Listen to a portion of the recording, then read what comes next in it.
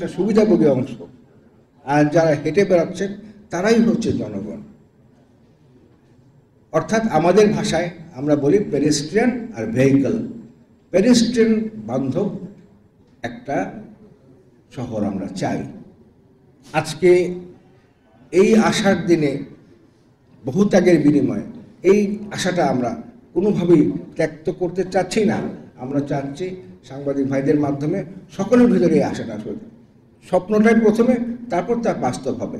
স্বপ্ন যদি না থাকে তা বাস্তব হয় কী করে? এমন একটা ঢাকা শহর আমরা চাই যাতে গাড়িগুলো দাঁড়িয়ে থাকবে, মানুষ হাঁটবে। পরিষ্কার কথা। আমরা এই দুটা কাজ কিন্তু খুব সহজেই করা সম্ভব। শুধু যা আছে তার অ্যাক্সেসিবিলিটি বাড়িয়ে দিতে হবে, তাতে জন্য প্রবেশাধিকার বাড়াতে হবে। এই জন্য কোনো টাকা খরচ করতে হবে না, মানসিকতা চেঞ্জ করলে এটা হবে। তবে শুধু তাৎক্ষণিক সমাধান নয়, কিছু মধ্যমেয়াদের সমাধানের ব্যাপারে আমরা আলোচনা করছি। দেশের আবাসন সমস্যা নিরসনে কার্যকর সমাধান করা।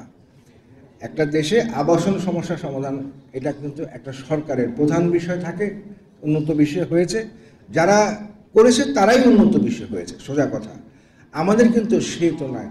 আবাসন নিয়ে আমাদের তেমন, একটা শহরের মাঝখানে একটা বস্তি থাকে, আপনারা জানেন। বস্তি মানে কিন্তু বসতি, বসতি মানে যেখানে মানুষ বাস করে। কিন্তু দেখেন আমাদের ভাষাও কিন্তু বস্তি বলতে বোঝায় একটা নিম্নমানের জায়গা। আমাদের মাইন্ড সেট আপটা চেঞ্জ করতে হবে। আমি গুলশান বনানীতে থাকি, আমি কিন্তু বস্তিতেই থাকি, বসতিতে থাকি আমরা। ওরা তো মানুষ, ওদের জন্য তাৎক্ষণিকভাবে কি করা যায় এই মুহূর্তে, এটাকে একটা কিন্তু প্রায়োরিটি দিতে হয়তো একটু সময় লাগবে। মধ্যমানের সময় বলতে আমি বোঝাচ্ছি এটা আজকে কেউ বললেন কালকে হয়ে যাবে তা নয়। বিষয়টা ওরা অনেক জটিল। ওদের জন্য উপকার করতে গেলে আগে প্রথমে চিন্তা করতে হবে আমরা আমাদের উপকার করছি, ওরা বলে কেউ নাই, এটা আমরা।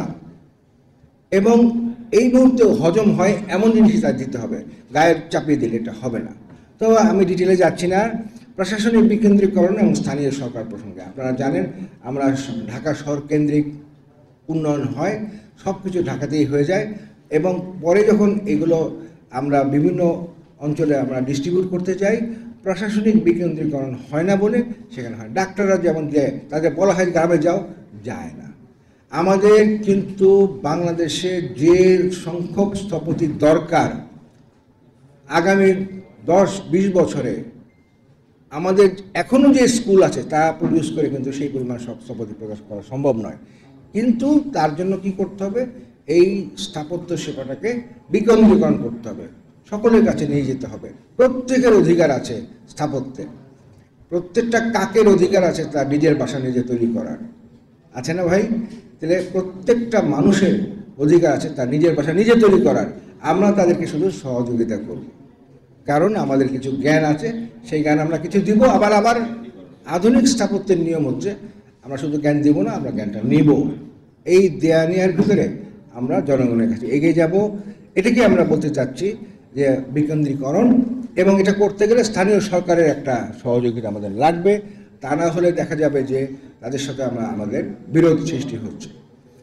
দুর্নীতি, হয়রানি এবং অবৈধ দখলদারিত্ব থেকে মুক্তি, এটা আমি বলবো সর্বমেয়াদে এটা বাস্তবায়ন করা সম্ভব। এবং যেটা আমরা আগেও বলেছিলাম যে খাল, বিল, নদী, নালা এগুলো যে দখল হয়েছে, এগুলোর একদম নিরপেক্ষ তদন্ত হবে এবং দায়ী ব্যক্তি সে যেই হোক তার বিরুদ্ধে কঠোর ব্যবস্থা নিতে হবে। আমরা কিন্তু স্থপতি, কথাটা মনে রাখতে হবে। আমাদের দায়িত্ব কিন্তু মানব জাতিকে সামনে এগিয়ে নিয়ে যাওয়া। খাল, বিল দখল করা কিন্তু আমাদের কাজ নয়। যদি আমরা এই ধরনের কাজে জড়িত থাকি তাহলে আমাদের পানিশমেন্ট হওয়া উচিত সবচেয়ে বেশি। এটা আমি দাবি করছি, আমি আপনাদের সামনে আমার ইনস্টিটিউট থেকে দাবি করছি যে এটা কিন্তু আপনাদের সকলের ভিতরে আমরা বলছি যে এটা ব্যবস্থা নেন।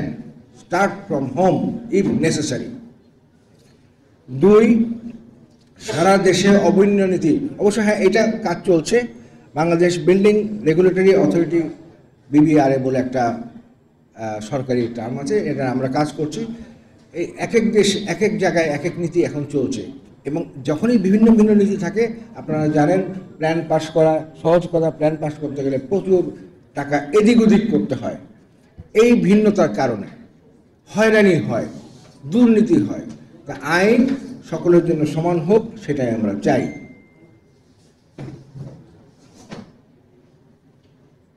আরেকটা বিষয় নিয়ে আপনাদের সাথে আলোচনা করতে চাচ্ছি যে ভবন নির্মাণ ব্যবহারে কিন্তু এটা কিন্তু একটা প্রকৌশলী বিষয়।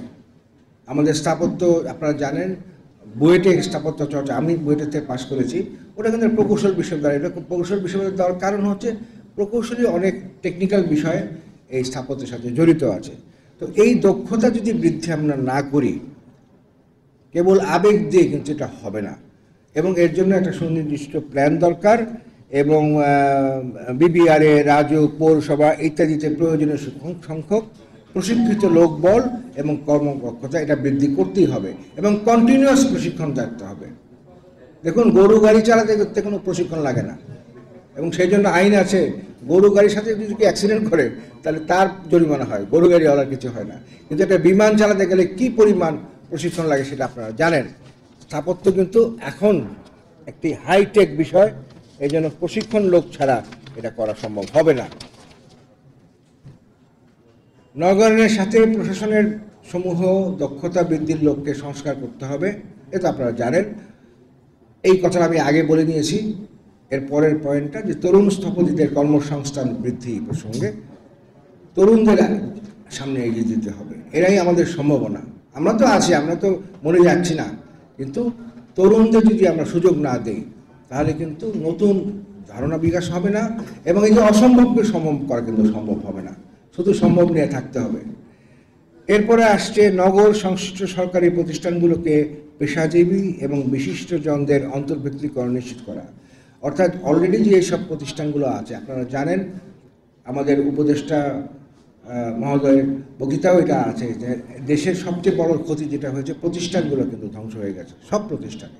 তো সেগুলো রিবিল্ড করার সময় আমাদের মাথায় রাখতে হবে যে প্রত্যেকটা প্রতিষ্ঠানে, অর্থাৎ রাজুক আছে বা অন্যান্য যে সমস্ত সংস্থাগুলো আছে, সেখানে স্থপতিদের যেন ভূমিকা, সুস্পষ্ট ভূমিকা থাকে। এই ব্যাপারে আমরা আইবি থেকে আমাদের যত পলিসি আমরা নিয়েছি প্রত্যেকটাতে এটা আছে। বিবিআরের যে কমিটি, প্রত্যেক কমিটিতে 2 জন করে স্থপতি আমরা নিশ্চিত করেছি, এবং সেখানে কিন্তু একজনও ছিল না।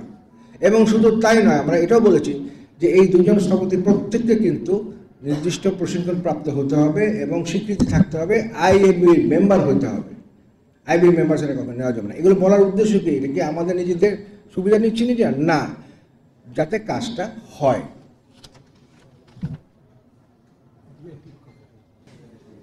প্রচুর কিন্তু আমাদের ঢাকা শহরে দৃষ্টিনন্দন নয় এমন করা হয়েছে।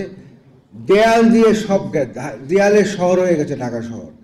এত দেয়াল দরকার কি? এত অসাধু মানুষ আসলো কোত্থেকে? আর দেয়াল দিয়ে তো চোর আটকানো যায় না, দেয়াল দিয়ে সাধারণ মানুষের দৃষ্টি আটকানো যায়। আমরা যারা সুন্দর একটা খোলামেলা পরিবেশ আছি, আমাদের বাধা দেওয়া যায়, চোরদের আর যাই হোক দেয়াল দিয়ে আটকানো যায় না। পরিবেশ বলতে আমরা বলতে চাই স্থাপত্য মূলত সেবা ভিত্তিক পেশা। শেষ লাইন।